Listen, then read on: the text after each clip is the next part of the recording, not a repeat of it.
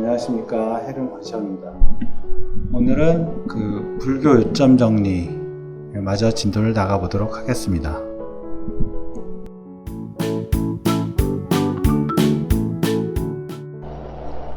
삼기는 저번 시간에 했죠.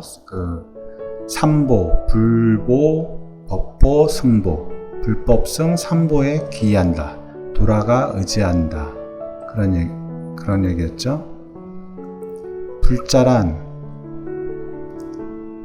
부처님의 제자란 뜻. 부처님의 제자라는 것은 불제자죠. 불제자인데 여기서 이제 한 발 더 나가면 부처님의 말씀을 따르고 하다 보면은 불제자에서 더 한 차원 높이 우리의 본성이 부처라는 것을 알게 되면은 부처님과 똑같은 부처님의 아들, 자식이 되는 거죠. 그래서 부처님의 자식, 불제자에서 불자, 모두 불자가 돼야 되죠. 불자. 그리고 승가란 비구, 비구니, 우바세, 우바이, 사부대중, 불교단체를 총칭한다고 했는데, 전체적으로 이제 비구는 남자 스님, 비구니는 여자 스님, 우바세는 청신남, 청신녀, 우바세, 우바이. 그래서 남자 신도, 여자 신도 이렇게 다 합쳐서, 그러니까 한마디로 이제 불교 이제 부처님 말씀, 부처님 가르침을 따르는 모든 요즘으로 말하면 동아리죠, 동아리 단체 전체를 갖다가 승가라고 볼 수 있습니다. 그러니까 예전에는 이제 스님들만 이렇게 좀 전체적으로 불법승 그렇게 승가로 했는데, 지금은 또 이제 일반 불자들도 다 포함해서 모두 전체를 총칭합니다. 삼장이란 경율론, 경장, 율장, 논장, 이렇게 3장이죠. 그래서 경은 부처님 말씀, 불경이라 그러죠. 불경, 부처님 말씀. 부처님 말씀에 주로 선악 인과의 법칙. 그러니까 이 인과의 법칙이라는 것은, 그러니까 씨 뿌린데 열매가 난다는 거예요. 결과가 나타난다. 그러니까 아무 내가 한 게 없는데 어떤 일이 생기는 게 아니라, 그러니까 그 전에 전생에 어떤 이어진 아무 인연이 없는데 뭔가 생기는 게 아니고, 그 전생에 뭔가 이게 내가 해놓은 거, 업이라 그러죠, 우리가.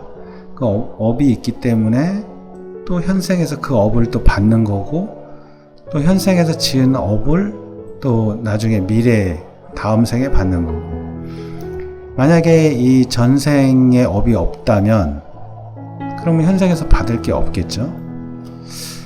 그래서 인과의 법칙, 그리고 마음의 체상용, 체는 몸체자죠. 몸체. 우리의 본체, 우리의 본성은 뭐라 그랬죠? 우리의 본성은 부처님, 불성이다. 부처님과 똑같다. 그런데 이제 우리가 우리가 지은 업으로 인해서 그 업의 몸뚱이로 우리는 인간으로 태어났고, 그나마 다행이죠.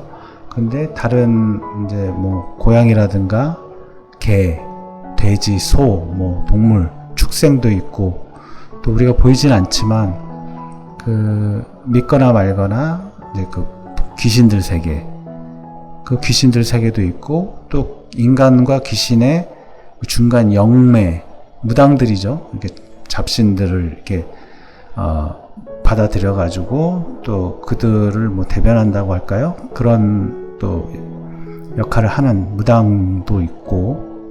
그래서 하여튼 어떤 모양이든지 우리 본체가 있는데, 거기에 씀씀이 자기의 업에 따라서 어떤 모양을 갖고 있고, 또 그 모양으로 현재 쓰고 있는 게 쓸용자죠. 체상용. 그래서 이 세 가지, 이 일체 유심조라 그래서 이렇게 전체적으로 불교에서는 그 본성 바탕에서 본성 바탕이 기본적으로 있고, 그리고 뭐 부처님이 태어났던 태어나지 않았던 안 태어났어도 기존부터 인과의 법칙은 원래 이 우주에 진리적으로 있었던 거예요. 그냥 뭐 부처님이 태어나서 인과법을 만든 게 아니라 원래부터 부처님도 인과에 의해서 보살로 있다가 속세에 태어나가지고 이렇게 부처로서 많이 그 포교를 한 거죠. 일종의 그런 것처럼 그 어떤 원인이 없이 결과가 있는 게 아니라 원인이 있기 때문에 결과가 있는 이 인과의 법칙은 기존부터 이 우주의 질서상 그것이 있었다. 그래서 이 바탕체 그 본성 자리에서 각각의 모양으로 이 삼라만상이 일어났고, 그 삼라만상 일어난 그 각각 자체가 뭐 인간은 인간으로서, 그리고 뭐 동물은 동물로서, 식물은 식물로서 각자 마음을 쓰면서 살아가고 있다. 그래서 이 경은 부처님 말씀으로 선악인과의 법칙과 마음의 최상용을 밝혀놓은 것이다. 이렇게 되어 있죠. 그리고 율은 이제 규율이죠. 규율. 어떻게 지켜야 되는 것들, 생활 규범. 그래서 뭐 스님들은 더 규율이 엄격하겠죠.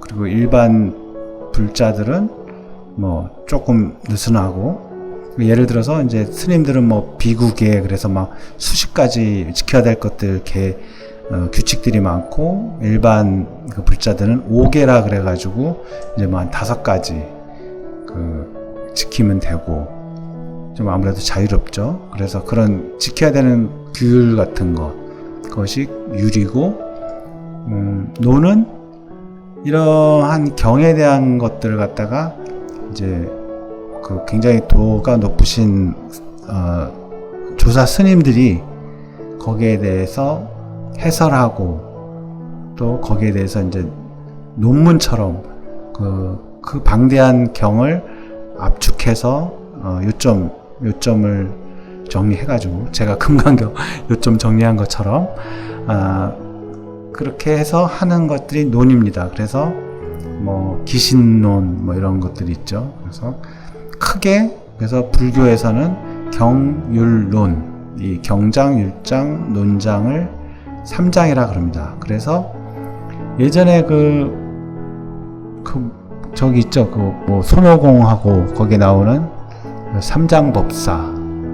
그게 그 법사가 이 3장에 능통하면은 총칭해서 삼장법사라고 이렇게 부릅니다. 그래서 보통은 이제 뭐 율사가 있고, 뭐 경을 가르치는데 주력하시는 스님이 있고, 뭐 이렇게 해서 각각 전문 분야가 다른데, 또 이 3가지에 다 능통하신 분도 더러 계십니다. 그래서 그분들은 이제 삼장법사처럼 이제 삼장법사라 호칭할 수 있는 거죠.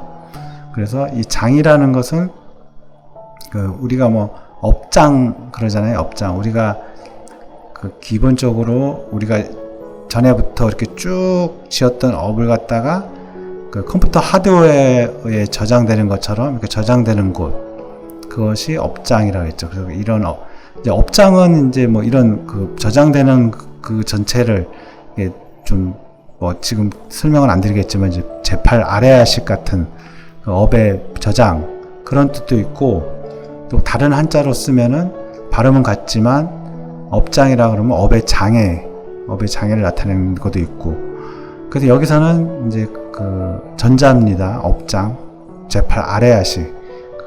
여기에 뭐 큰 창고가 온갖 물건을 갈무리하고 있듯, 3장은 온갖 진리를 갈무리하고 있기 때문에 그렇게 불렀다. 그래서 이제 총체, 하드웨어, 컴퓨터 생각하시면 돼요. 이렇게 다 저장해 놓은 것처럼, 그 전체 창고처럼 경에 대해서 전체에 다 저장했다는 뜻으로 경장, 또 율에 대해서 뭐 지켜야 될 규율을 다 저장했다 그래서 율장, 또 논에 대해서 또 다 총칭해서 저장했다 그래서 논장. 그래서 삼장이란 경율론 이 삼장을 말한다. 그래서 불자라면 어디 가서 모르는 사람이 삼장이 뭐예요? 딱 그러면은 삼장은 경율론, 경장, 율장, 논장을 말한다. 이렇게 말할 수 있어야 되겠죠?